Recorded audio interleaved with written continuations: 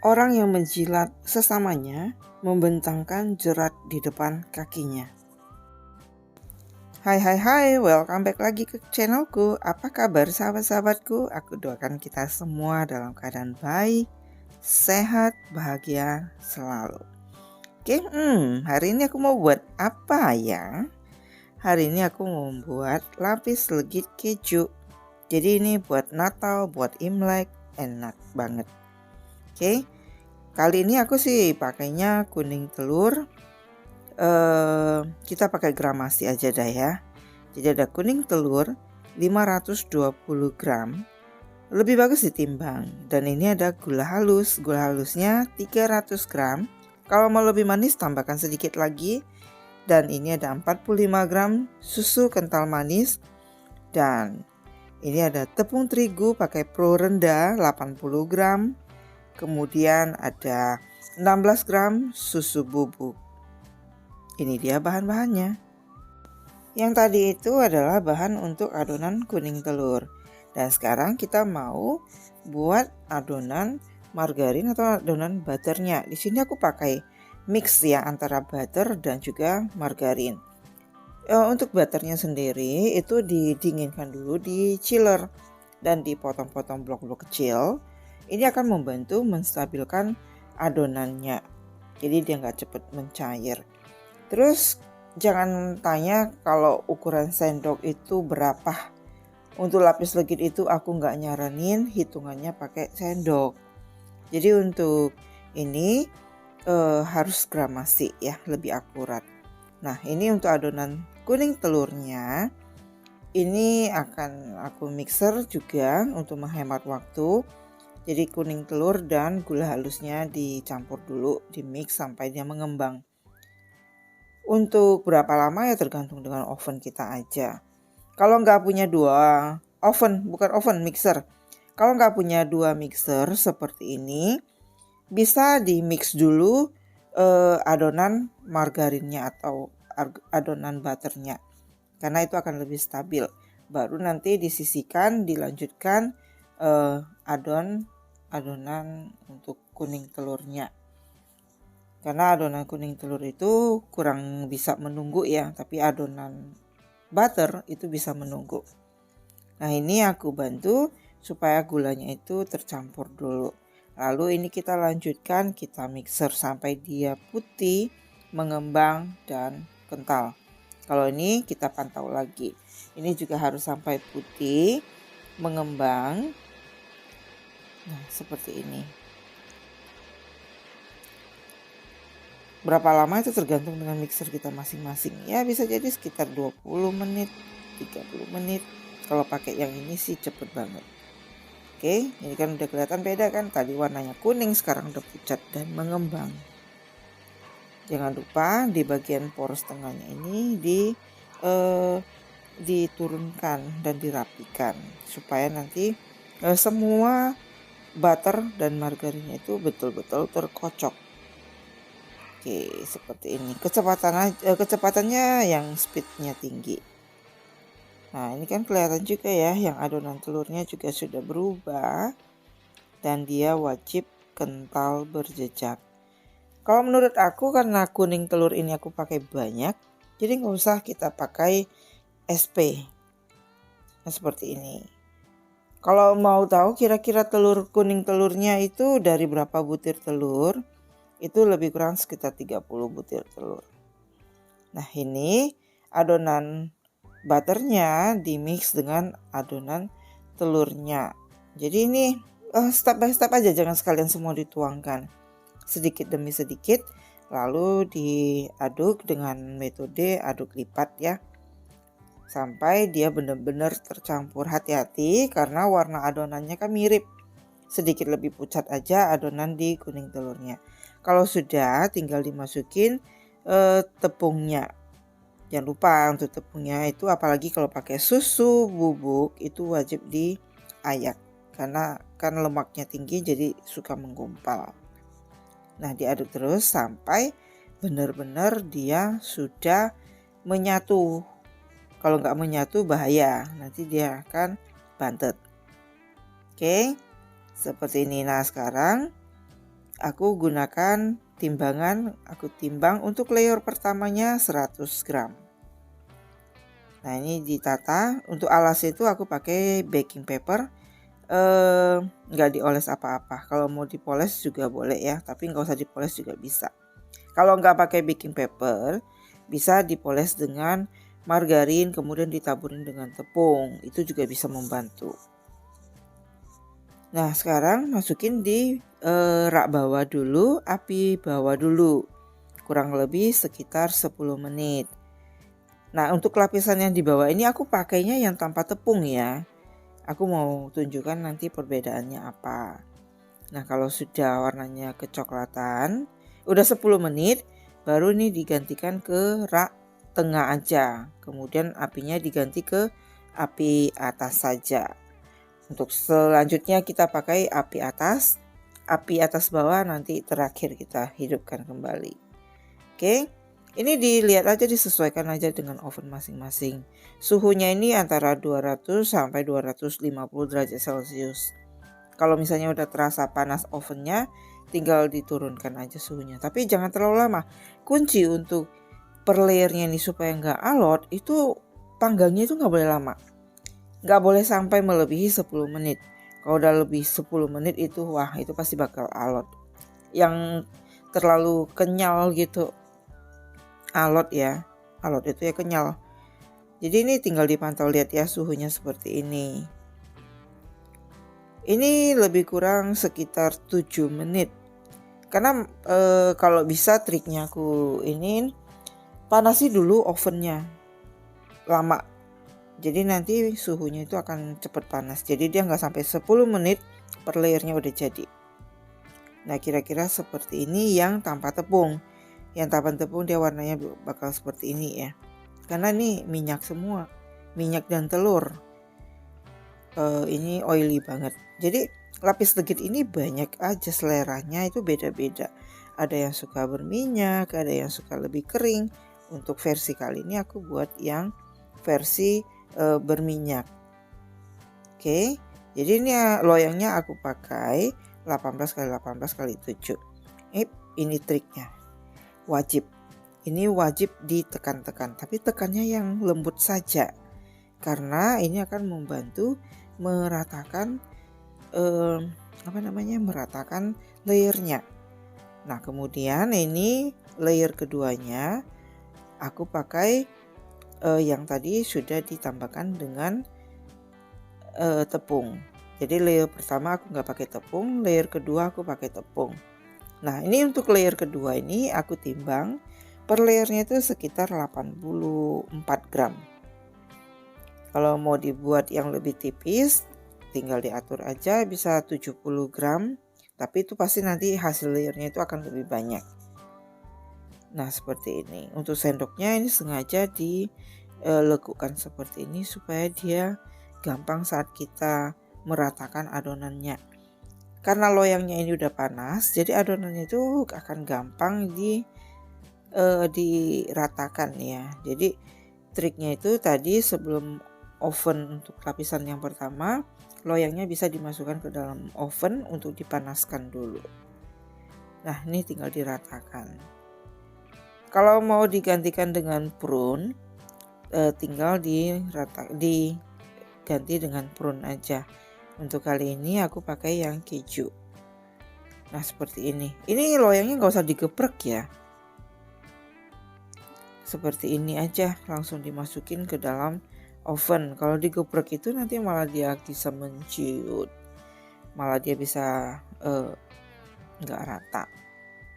Ini aku coba geprek. Jadi nanti kalau hasilnya itu biasanya aku buat nggak pernah aku geprek seperti ini. Oke. Nah ini sekarang kita lanjutkan ovennya di rak yang paling atas. Karena aku mau ngambil api atasnya. Supaya nggak kelamaan manggang per layernya. Jangan lupa ya aturannya itu per layernya itu antara 7 sampai 10 menit. Jangan kelamaan. Ini harus terus dipantau. Kalau warnanya nggak rata bisa dibolak-balik loyangnya untuk meratakan lapisannya.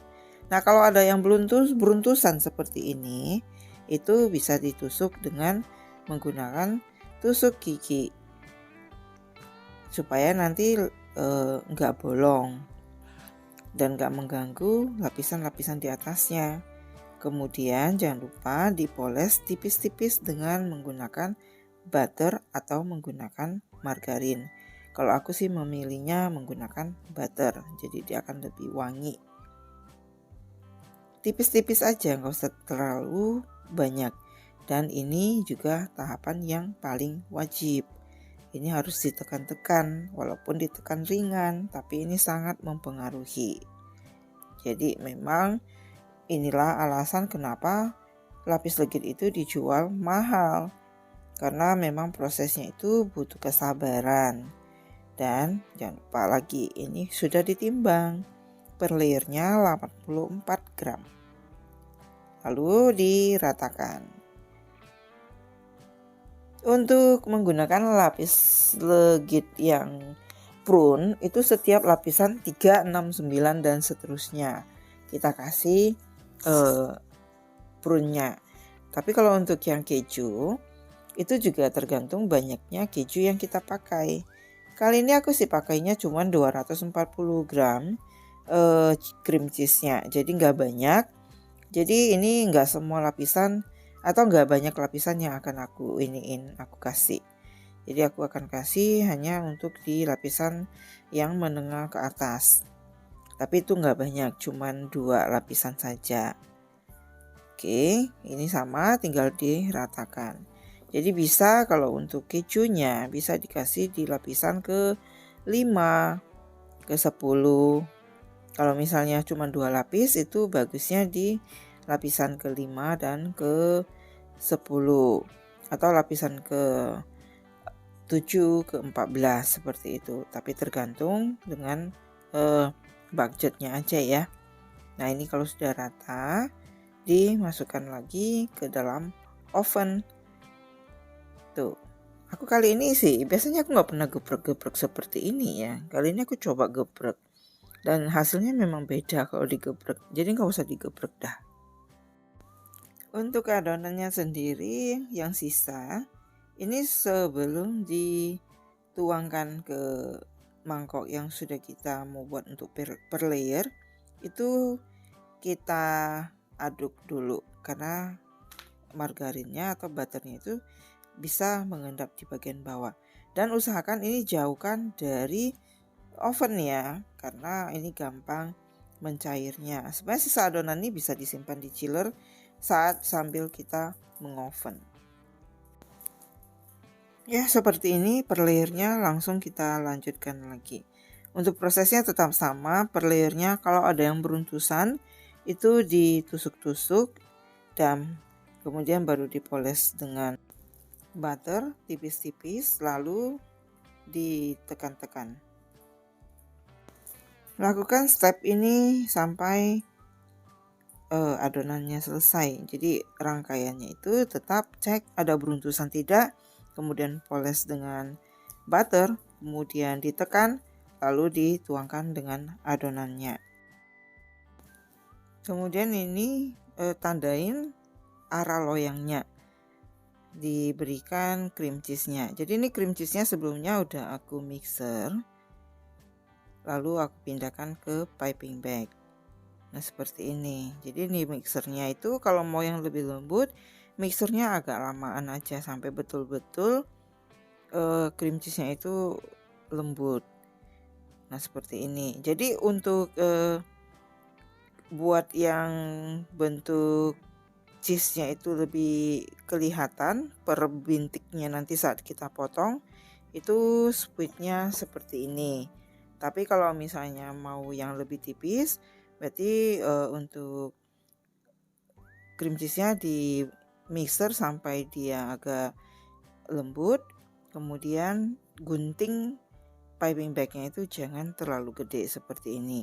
Oke, nah ini sudah selesai dipanggang dan ini kembali lagi dipoles dan jangan lupa ditekan-tekan. Lanjut masukkan adonan yang sudah ditimbang 84 gram juga tadi dan diratakan, kemudian dilanjutkan panggang. Jadi nggak setiap lapisan itu ada cream cheese-nya. Jadi untuk cream cheese ini kalau mau lebih hemat lagi bisa ya digantikan dengan keju parut aja bisa ya. Atau mau digantikan dengan, tapi kalau menurut aku cream cheese lebih cocok ya. Gampang dan enak. Oke, ini diratakan lagi, lanjut lagi dipanggang. Aku suka ini, ingatkan lagi ya, kalau per layernya itu jangan sampai melebihi 10 menit, sebisanya kurangi dari 10 menit. Jadi nanti hasilnya itu moist, jadi dia nggak alot. Resep boleh sama, tapi teknik kalau misalnya salah itu bisa mempengaruhi. Jadi bukan masalah salah di resep, tapi teknikalnya itu sangat penting untuk manggang lapis legit. Oke. Dan juga usahakan jangan terlalu banyak tercampur dengan putih telur. Oke, ini langsung lanjut dipanggang lagi.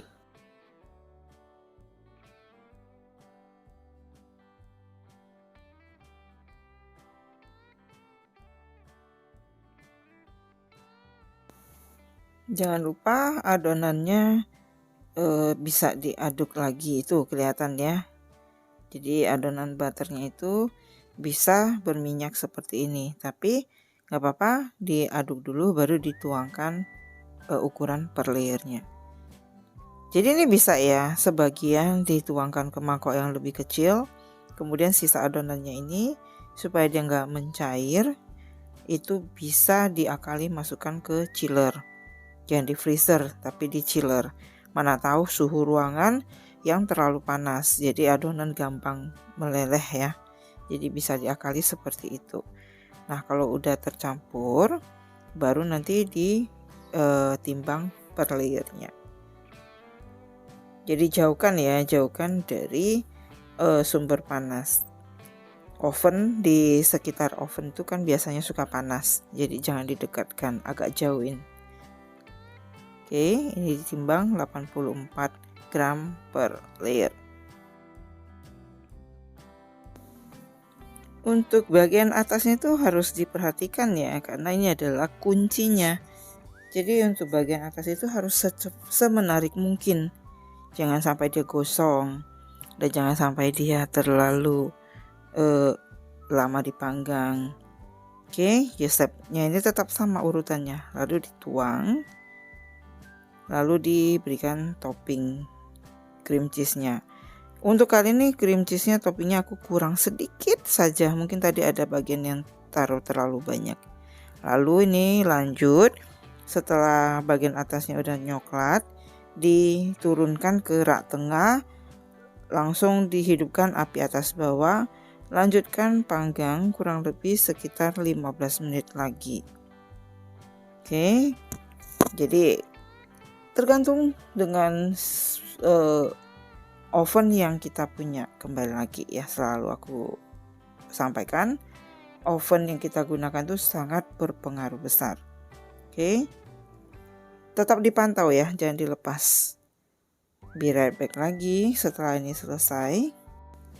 Nah seperti ini udah selesai, jangan langsung dikeluarkan dulu, tapi jangan terlalu lama. Kalau terlalu lama nanti dia bisa menciut, terus kalau langsung dipotong dia juga bisa hancur. Jadi seperti ini dibiarkan kurang lebih sekitar 20 menit. Ini pinggirannya ini dia akan lepas sendiri ya. Tapi jangan dibiarkan terlalu lama, karena kalau terlalu lama dia bisa menciut. Cepat dikeluarkan dari loyang juga. Mungkin juga ini menciutnya karena penggunaan tepung terlalu sedikit. Dan yang kedua adalah kelamaan di loyang.